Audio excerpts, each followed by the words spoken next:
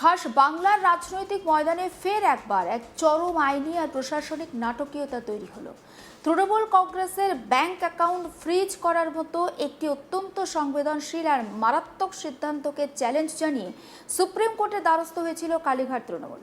কিন্তু সোমবার ৩রা অগস্ট দেশের সর্বোচ্চ আদালতে এই মামলার প্রথম শুনানিতেই কালীঘাট তৃণমূলকে কোনো অন্তর্বর্তীকালীন স্বস্তি বা স্বস্তিদায়ক নির্দেশ দেওয়া হলো না। সুপ্রিম কোর্টের বিচারপতি এম সুন্দরেশ এবং বিচারপতি পি ভারালের ডিভিশন বেঞ্চ একেবারে স্পষ্ট জানিয়ে দিয়েছে যে এই মুহূর্তে তারা হাইকোর্টের নির্দেশে কোনো রকম স্থগিতাদেশ দিচ্ছে না বা হস্তক্ষেপ করছে না। আগামী সপ্তাহের মঙ্গলবার অর্থাৎ ১১ই অগস্ট এই মামলার পরবর্তী সুনির্দিষ্ট যে শুনানি রয়েছে সেই দিন ধার্য করেছে শীর্ষ আদালত। ভোটের দামামা রাজনৈতিক উত্তাপের আবহে শাসক দলের একেবারে হাত পা বাঁধা পড়ার উপক্রম হওয়ায় এই ঘটনা রাজনৈতিকভাবে যথেষ্ট একটা আলোড়ন ফেলেছে। গোটা ঘটনার সূত্রপাত হয়েছিল যখন কেন্দ্রীয় তদন্তকারী সংস্থা এনফোর্সমেন্ট ডিরেক্টরেট বা ইডি একেবারে বেআইনি লেনদেনের গুরুতর অভিযোগ বা সেই অভিযোগে কালীঘাট তৃণমূলের সঙ্গে যুক্ত প্রধান ৩টি ব্যাংক অ্যাকাউন্ট একেবারে সম্পূর্ণ ফ্রিজ করে দেয়। ইডির এই আকস্মিক আর কঠোর পদক্ষেপে রীতিমতো কোণঠাসা হয়ে পড়েছিল শাসক দল।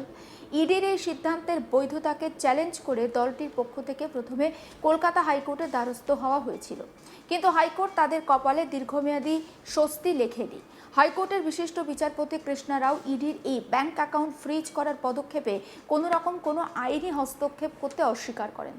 হাইকোর্ট থেকে সুনির্দিষ্ট কোনো নিষ্কৃতি না পেয়ে বাধ্য হয়ে এরপর দেশের সর্বোচ্চ আদালত অর্থাৎ সুপ্রিম কোর্টে শরণাপন্ন হয় কালীঘাট তৃণমূল কংগ্রেস।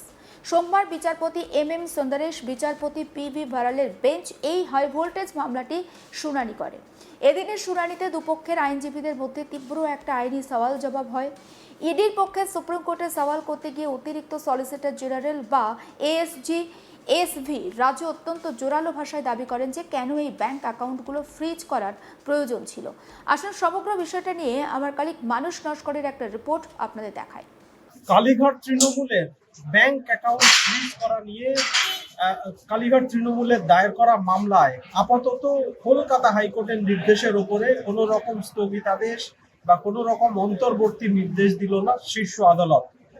তৃণমূল কংগ্রেস কালীঘাট তৃণমূল কংগ্রেসের ব্যাংক অ্যাকাউন্ট ফ্রিজ করা নিয়ে কলকাতা হাইকোর্টের দ্বারস্থ হয়েছিল কালীঘাট তৃণমূল, কিন্তু কিছুদিন আগেই বিচারপতি কৃষ্ণা রাও তিনি ইডি যে সিদ্ধান্ত গ্রহণ করেছে ব্যাংক অ্যাকাউন্ট ফ্রিজ করার, সেই সিদ্ধান্তে কোনো রকম হস্তক্ষেপ করবেন না বলে তিনি জানিয়েছিলেন। তার পরপরই তৃণমূল কংগ্রেসের পক্ষ থেকে শীর্ষ আদালতে দায়ের করা হয়েছিল মামলা। আজকে বিচারপতি এম সুন্দরেশের বেঞ্চে ছিল এই মামলার শুনানি। সেখানে বিচারপতির বেঞ্চ জানিয়েছে যে আপাতত এই মামলায় কোনো রকম কলকাতা হাইকোর্টের যে নির্দেশ ছিল সেই নির্দেশের উপরে কোনো রকম স্থগিতাদেশ দিচ্ছে না শীর্ষ আদালত। আগামী মঙ্গলবার শুনানি করা হবে এই মামলার।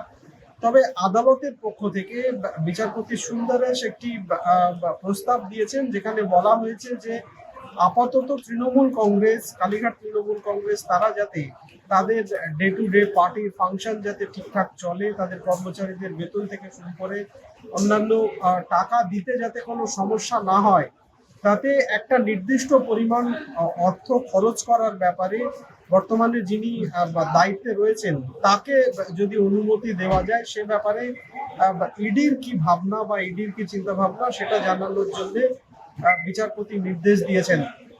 ইডির পক্ষ থেকে সময় চাওয়া হয়েছে আগামী সপ্তাহের মঙ্গলবার তারা এই বিষয়ে জানাবে। আগামী মঙ্গলবার ফের এই বিষয়ে মামলা শুনানি রয়েছে। আমরা জানি যে 18ই জুন কালীঘাট তৃণমূল কংগ্রেসের ডামাডোল তৈরি হয়। নির্বাচনের ফলাফল বেরোনোর পর তৃণমূল কংগ্রেসের দুটো গোষ্ঠী তৈরি হয়ে যায়। আমরা জানি যে একটা কালীঘাট তৃণমূল এবং একটি বৃতব্রত তৃণমূল গোষ্ঠী নামে পরিচিত হয়। এর পরপরই তৃণমূলের আদি যে তৃণমূল বা কালীঘাট তৃণমূল বলে যাদেরকে উল্লেখ করা হচ্ছে, তাদের পক্ষ থেকে যিনি কোষাধ্যক্ষ ছিলেন অরূপ বিশ্বাস, তিনি ব্যাংককে চিঠি পাঠিয়ে জানিয়েছিলেন যে তৃণমূল কংগ্রেসের মধ্যে একটা ঝামেলা তৈরি হয়েছে, ফলে এই পরিস্থিতিতে যাতে কোনো রকম আর্থিক লেনদেন না করা হয়, বন্ধ রাখা হয় অ্যাকাউন্টগুলো থেকে। সেই মতো পুলিশের পক্ষ থেকে পদক্ষেপ করে অ্যাকাউন্ট বন্ধ করে দেওয়া হয়েছিল 3টি অ্যাকাউন্ট। সেই 3টি অ্যাকাউন্ট খোলার জন্য কলকাতা হাইকোর্টে আবেদন করেছিল তৃণমূল কংগ্রেস। কালীঘাট তৃণমূল কংগ্রেসের বক্তব্য ছিল একটি রাজনৈতিক দল যারা 4th মে পর্যন্ত সবকিছু যাদের স্বাভাবিক ছিল, হঠাৎ করে 4th মের পরেই সবকিছু অস্বাভাবিক হয়ে গেছে। আসলে এই পার্টিটার কাজকর্ম বন্ধ করে দেওয়ার চক্রান্ত বা চেষ্টা চালাচ্ছে প্রশাসন, এবং পার্টিটা যাতে নিয়মিত ফাংশন করতে পারে, তাদের খরচ খরচা রয়েছে সেটা যাতে চলতে পারে, সেই জন্য আদালতের কাছে আর্জি জানানো হয়েছিল। বিচারপতি সৌগত ভট্টাচার্য তিনি অন্তর্বর্তী একটি নির্দেশে জানান প্রাক্তন বিচারপতি সুব্রত তালুকদারকে নিযুক্ত করা হয়। তার তত্ত্বাবধানে, তার স্বাক্ষরের ভিত্তিতে কালীঘাট তৃণমূল কংগ্রেসের 2জন পদাধিকারী তারা চেকে স্বাক্ষর করে তাদের যে প্রতিদিনকার প্রয়োজনীয় যে খরচ, যে পরিমাণ অর্থের প্রয়োজন তা তুলতে পারবে অ্যাকাউন্ট থেকে বলে নির্দেশ দেওয়া হয়।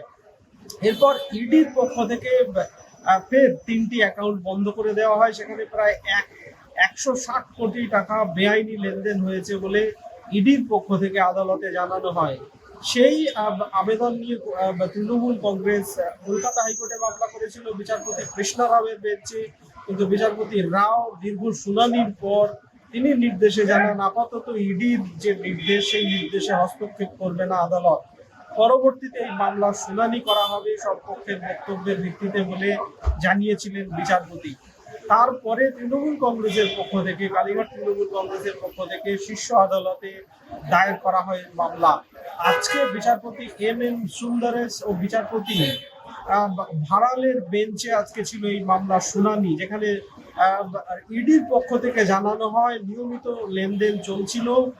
তৃণমূল কংগ্রেসের মধ্যে একটা ডামাডোল থাকার সত্ত্বেও এই অ্যাকাউন্ট থেকে লেনদেন করা হচ্ছিল এবং টাকা বাইরে পাচার করা হতে পারে এরকম আশঙ্কা রয়েছে। 160 কোটি টাকা লেনদেনের মধ্যে একটা কোথাও একটা গন্ডগোলের ইঙ্গিত রয়েছে ইডির কাছে, এরকম একাধিক যুক্তি দেওয়া হয়। যদিও পাল্টা কপিল সিব্বল তিনি কালীঘাট তৃণমূল কংগ্রেসের পক্ষ থেকে জানান যে সম্পূর্ণ ভিত্তিহীন অভিযোগ, এবং তৃণমূল কংগ্রেসের যারা কর্মচারী রয়েছে 17টির বেশি তাদের বিভিন্ন জায়গায় পার্টির অফিস রয়েছে, সেই অফিস চালানোর খরচ, পাশাপাশি কর্মচারী রয়েছে কয়েকশো, তাদের বেতন দিতে হয়, সেই বেতনের টাকা তারা দিতে পারছেন না।